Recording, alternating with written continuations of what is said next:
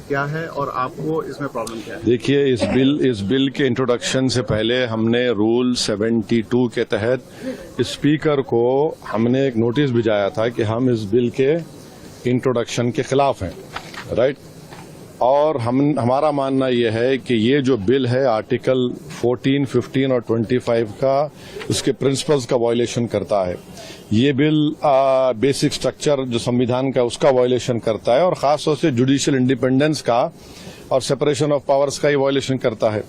अब इसमें सबसे अहम बात यह है कि जो वक्फ बाय यूजर का सेक्शन 3RI है उसको ये कह रहे हैं कि वक्फ बाय यूजर को हम निकाल देंगे। कैसे निकालेंगे, क्यों निकालेंगे? आप इसलिए निकालेंगे ताकि आप जितने मस्जिदों पर RSS का दावा है वो छीनना चाह रहे हैं आप, जितने दरगाहों पर राइट विंग हिंदुत्व ऑर्गेनाइजेशन का दावा है, जैसा अपने मुंबई में हाजी मलंग की दरगाह है, छीनना चाह रहे।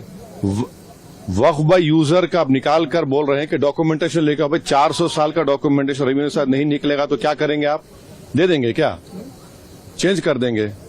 ये एक सबसे बड़ा डेंजरस जो उसमें सेक्शन है। दूसरा, उसमें वक्फ अल औलाद का क्लॉज 4 का है। देखिए, भारत में जो कानून है ना वो किसी को रोकता नहीं है कि वो अपनी प्रॉपर्टी को विल के जरिए डिस्पोज करे या किसी को गिफ्ट दे। तो वही कोई मुसलमान अगर अपनी औलाद के लिए ऑफ कर रहा है तो इनके पेट में दर्द क्यों हो रहा है?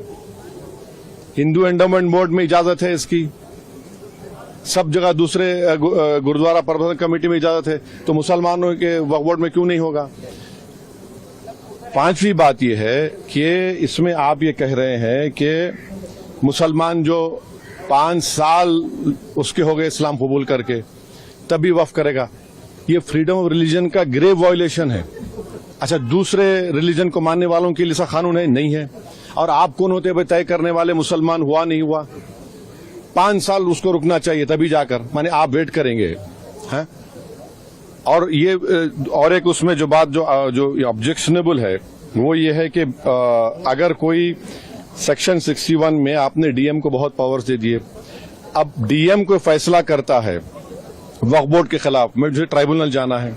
अब ट्राइब्यूनल पहले क्या था, एक जज था, डिस्ट्रिक्ट जज सीनियर CJ अपॉइंट, और 2 लोग थे। अब कह रहे हैं कि ट्राइब्यूनल में 2 लोग होंगे, रिटायर्ड डिस्ट्रिक्ट जज और एक ऑफिसर होगा, क्या होगा वो, ज्वाइंट सेक्रेटरी रैंक का। कोई ज्वाइंट सेक्रेटरी रैंक का ऑफिसर बैठकर रिटायर्ड कलेक्टर के खिलाफ ऑर्डर देगा? तो ये खुद अच्छा, और एक बात, कलेक्टर कैसे जज बनेगा? फैसला भी वही करेगा, जज भी वही करेगा। ये प्रिंसिपल नेचुरल जस्टिस के खिलाफ है। तो इसमें कई सेक्शंस हैं जो खतरनाक है, कई जो वक्फ बोर्ड के फेवर में नहीं है, वक्फ को खत्म करना चाहते हैं। तो सरकार की दलील ये है कि सब दलील झूठी है जो कि वक्फ बोर्ड एक वो जो बोल रहे हैं ना, वो गांव डिक्लेयर कौन किया वो बताएं देश को। वो गांव डिक्लेयर अगर हुआ है तो वक्फ बोर्ड पे नहीं बोलने पे नहीं हुआ है, इसलिए हुआ है कि सर्वे कमिश्नर की रिपोर्ट आई, उसके बाद गजीट इशू हुआ, और गजीट के लिए 1 साल का टाइम मुसलमानों के लिए, नॉन मुस्लिम के लिए कभी भी टाइम है। आप उसको ऑब्जेक्ट करिए ना। हैदराबाद में भी ऐसे के प्रॉपर्टीज थे जिनको गजीट के बाद भी कोर्ट ने ओवररूल किया। आप मिसालें दे रहे हैं। ये सुनेरी बाग की मस्जिद का अगर डॉक्यूमेंटेशन लाओ कहां से लाएंगे बताइए?